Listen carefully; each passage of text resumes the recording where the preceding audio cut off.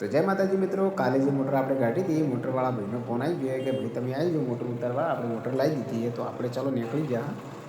Petrol પંપે પહોંચી ગયા. Petrol પંપે ધ્યાન કીધું 300 રૂપિયા ડીઝલ એ 300નું આપણું ફિટ કરી નાખશું અંદર. અને આ નાશું લાઈને આવી ગયા. દેખાય ઢોળો મત યાર, મોટો ભાવનું છે.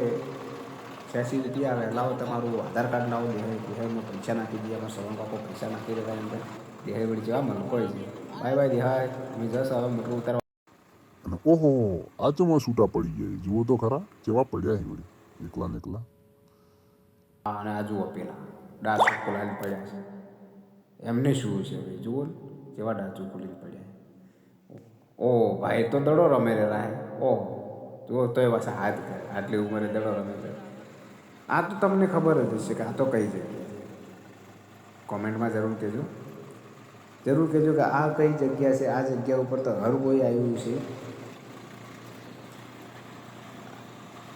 એ જગ્યાની ના ખબર હોય તમને બતાવી દઈએ કે આગળ આ કઈ જગ્યા છે.